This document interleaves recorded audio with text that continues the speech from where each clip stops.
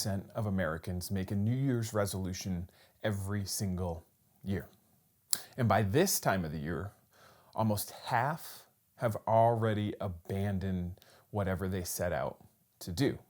And by the end of the year, only 9% will have completed or said they have completed whatever it is that they set out to do. Only 9% of New Year's resolutions are completed. Now, I'm proud to say that I've never failed a New Year's resolution, but I've also never started a New Year's resolution. I have, however, made plenty of resolutions or plenty of commitments to do certain things or to quit certain things or to accomplish certain things, and I've failed at far more than I've accomplished. And my guess is that's your story too. And here's a hard reality. Here's a hard truth. We aren't very good at making meaningful changes in our life. We aren't very good at picking up our bootstraps and charging forward and accomplishing what we want to accomplish in our life. We tend to fail far more than we succeed. And despite all the self-help books and the betterment podcasts and the influencers telling us that we can, that we have it within us, more often than not, we simply don't. And we fail. We give up. We abandon. We're terrible at making meaningful changes on our own. And maybe nowhere else do we see this more prevalent than our faith. I mean, I can't tell you how many times I've set out to be a better Christian, to follow Jesus better, to create more of these good habits and get rid of these bad habits and look more like Jesus in my life. And it only lasts sometimes weeks, if that. I mean, I can surprise myself at how quick I fail, how quick I abandon these decisions that I've made, these resolutions that I've made. I'm terrible at bringing about life change, meaningful life change in my own life. And maybe that's you. Maybe you've spent years trying to grow your faith.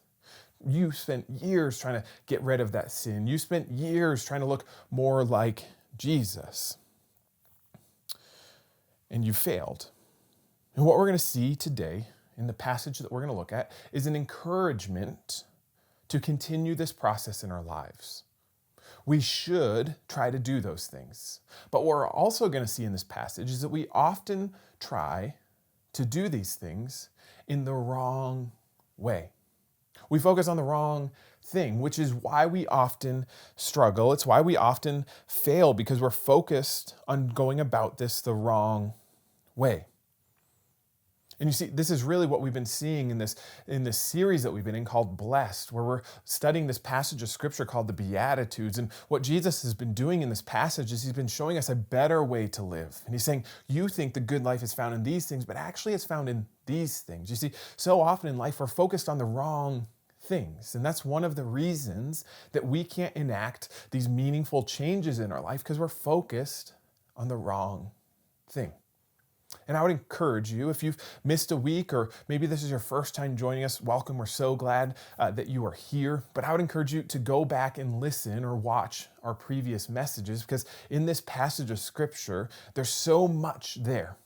I mean, there's only 8 verses that we're looking at over 8 weeks, but there's so much in each of these verses to unpack, but there's also so much that we can see when we see them all together. So if you've missed a week or two, I'd encourage you, go to our website, go to our YouTube channel, go to your favorite podcasting app, and you can listen to or watch all the previous messages and catch up with where we've been. All right, let's dive in to the 6th beatitude. In Matthew chapter 5, verse 8, Jesus says this: blessed are the pure in heart, for they shall see God. You know, the religious in Jesus' day, they had this obsession. They had this obsession with ceremonial cleanliness. They would follow what God said to do, their actions, to a T.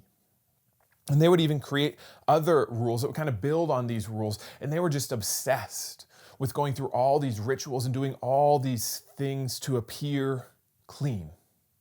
I mean, they had this habit of fixing their external appearances. So you would look at them, you would watch them go about their day, and you think, wow, they are incredible. Their devotion is insane. I could never do that. Their external appearance looked impeccable. But Jesus continually called them out.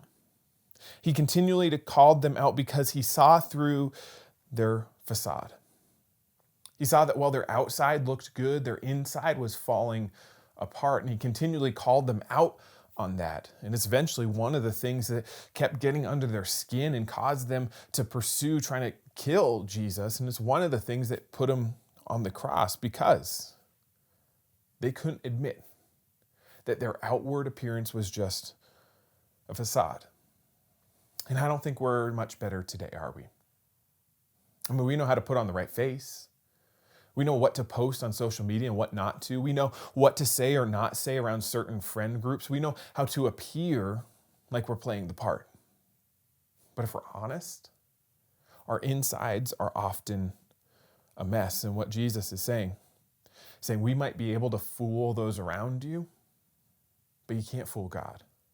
And the reality is the good life, the blessed life, aren't those that look the part. The good life is found in those who on the inside are actually pure in heart. And Jesus is tossing another grenade here that would have really stung the Pharisees, and it should sting us too, because he's saying the pure in heart are the ones that get the good life. Not those who do the right things, not those who look the part on the outside, rather the people that do the right things on the inside. And this term, pure in heart, really carries with it two connotations. The first one is cleanliness, and that's kind of obvious. Pure means no blemish. So the first connotation of pure in heart is that we are actually pure. But the second connotation is this idea of sincerity, that we're not doing it for the wrong reasons, but we're pure in heart for the right reasons. And the Pharisees, they were preoccupied with ceremonial cleanliness, not so they could be pure in heart, but so they could look the part. So people would look up to him and be like, wow, that person is incredible. And Jesus is launching this grenade at their shallow piety. He demands that our purity reach the depths of our heart. That not only that we are pure, but we do it for the right reasons. And this was echoed in Psalms in the Old Testament. In Psalm 24 says this, who may ascend the hill of the Lord? Who may stand in his holy place? He who has clean hands and a pure heart. Simply put, what Jesus is saying is the blessed are those who do the right things for the right reason. There's an emphasis on our motives behind our actions. See, this is the opposite of how many of us attack life, and not just in our faith, but just in things in general. When we want to accomplish something, when we want to change something in our life, when we want to quit something, we tend to focus so much on the symptoms. But what Jesus is doing, especially in our faith, he's saying, listen, you don't need to focus on the symptoms as much as you need to focus on the cause. You see, in Jesus' day, in many religious circles today, they tell us to fix our actions. Maybe you've been told that.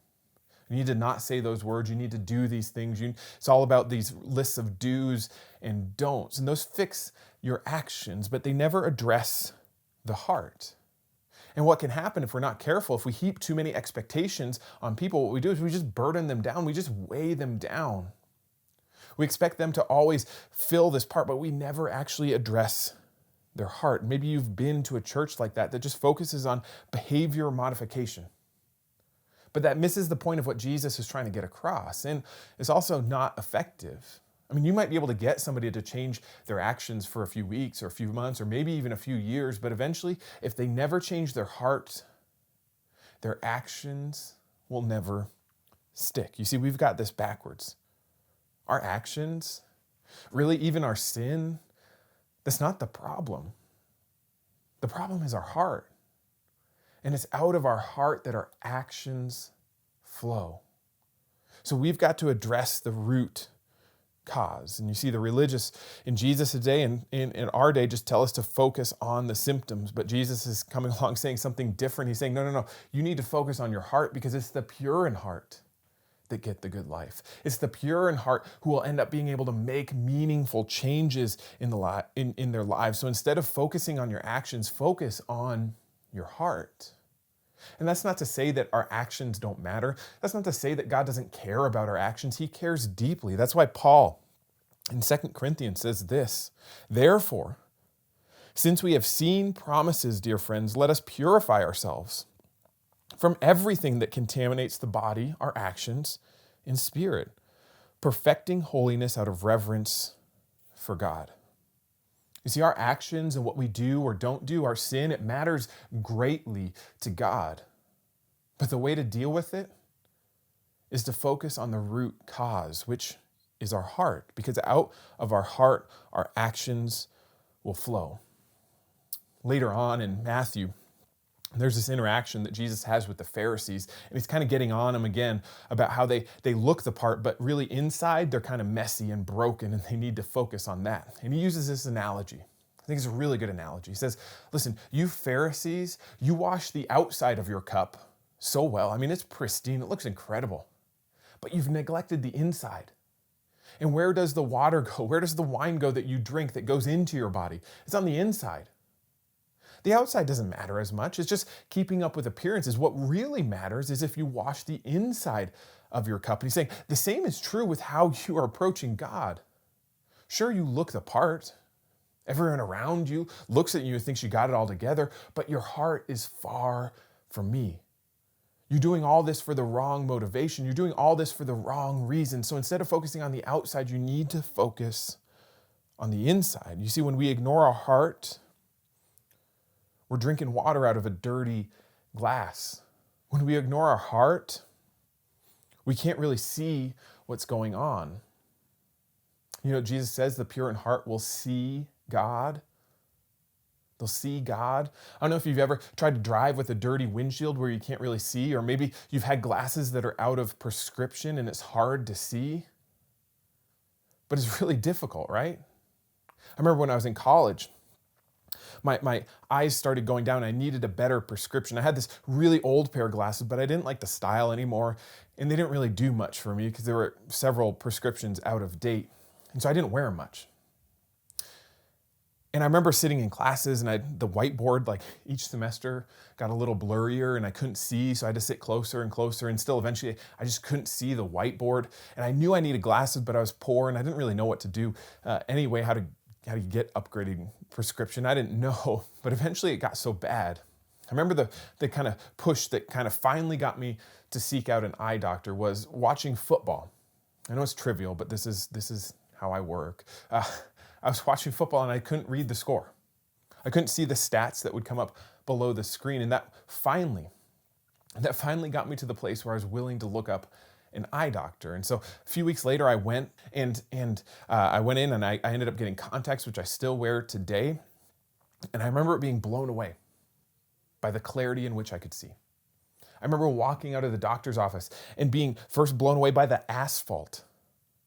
Because before I had glasses, it was just like this black mess. But now I could see like the individual pebbles that were down there, the individual little divots in there. I remember looking at the grass and it was springtime. So it was just starting to turn green and I could see the individual blades.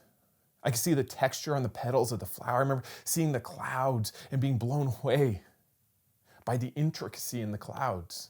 Because for years, I was missing this and I had no idea. I had no idea what I was missing. I had no idea the detail in this world that I was missing out on. And listen, I think the same is true for many of us. It's true for many of us in our faith. We've gotten used to walking around with dirty hearts. We've gotten used to looking at God and our faith through an out-of-date prescription. And I think if we take time to deal with the root cause, our heart, I think not only will we see meaningful change come about in our life, but I think we'll also be blown away by the beauty and the richness of God. See, Jesus says, blessed are the pure in heart, for they shall see God. That means if you're not pure in heart, you don't see God or you don't have an accurate picture of Him. And I think if we take some time to focus on our heart, to clean it up, to update the prescription, I think we'll be blown away by what we see. This past week, last week, we looked at this beatitude called "Blessed are the merciful, for they shall be shown mercy."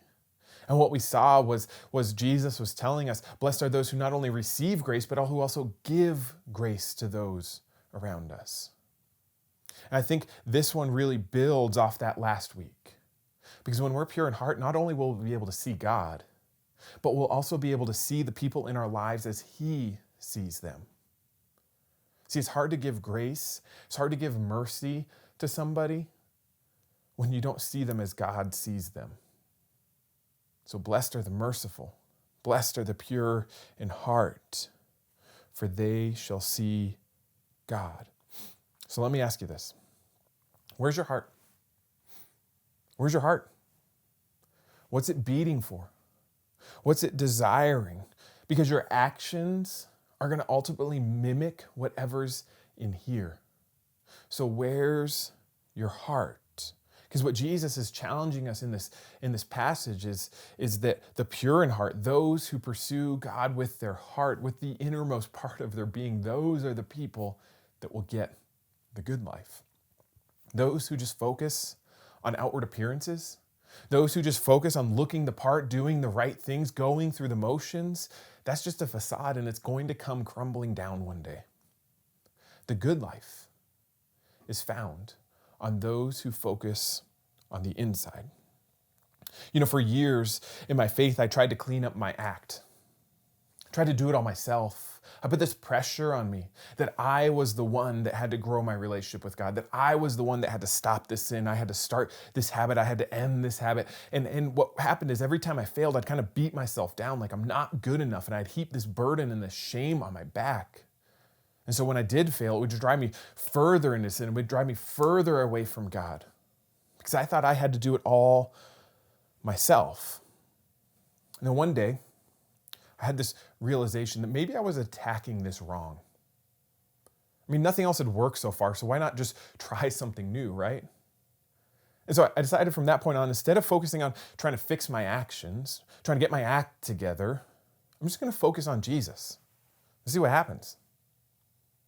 So what I did was I set out and I was like, you know what? I'm just gonna read my Bible. Found a reading plan that I could stick to. It wasn't anything crazy, just a few minutes a day. I started going on walks where I could spend time in prayer because I can't sit still. I got to be moving. I started occasionally journaling, and it wasn't anything crazy. I just took a little intentional time regularly to focus on God. And I started noticing changes in my life. Changes like when I would fail, and I still would. Instead of heaping this burden and the shame on me, I'd actually run to God. Say, God, I screwed up again.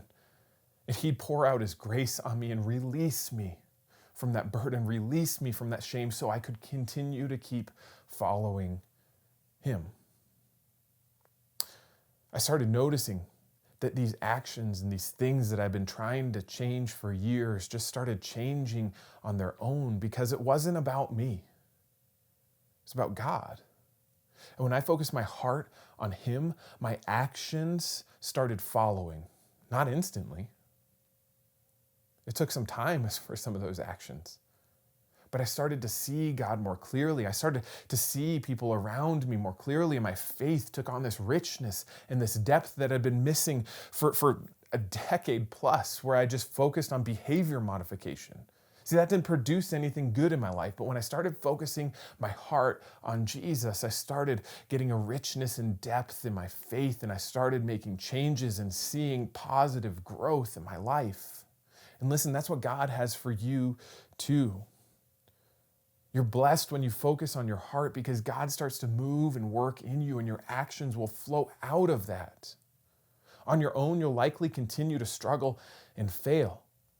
You'll just keep heaping this burden and this shame on you, but when you keep your eyes on Jesus, when you focus your heart on Him, those old habits, that sin, it will start falling away. And when you do screw up, when you do fail, you can run to Jesus and not find condemnation, but you can find grace and freedom to get back up and to keep pursuing Him. So here's our challenge out of this passage. Focus your heart on God. Don't worry about keeping up the right appearances. Focus on growing your heart closer to God. Your actions will follow. Spend time with Him. Direct your life to Him. Maybe for you, that means that you find a Bible reading plan that you can stick to. And again, it doesn't have to be anything crazy. Just a few minutes a day is better than no minutes a day. And you don't need to feel shame when you miss a day or miss a week. Just pick back up where you left off. There's some great resources like on YouVersion Bible reading app where you can get some incredible resources that will even remind you every day to spend time in God's Word. Find time to connect with Him. Maybe for you, that's like me, where you go for a walk because you got to be moving. Maybe that's too distracting for you and you need to lock yourself in the car when nobody else is around, or you need to lock yourself in the closet where nobody can get to you. You need to get up before everybody else or stay up after everybody else so that you can have time alone with God. Maybe you connect with God through journaling out your prayers and your thoughts, or maybe you do it through art. There's 100 different ways you can connect with God, but I encourage you to find a way that works for you. Start focusing on your heart, and I believe your actions will follow. And I believe you'll be blown away by the richness and the depthness of what it's like to see God. Blessed are the pure in heart, for they shall see God.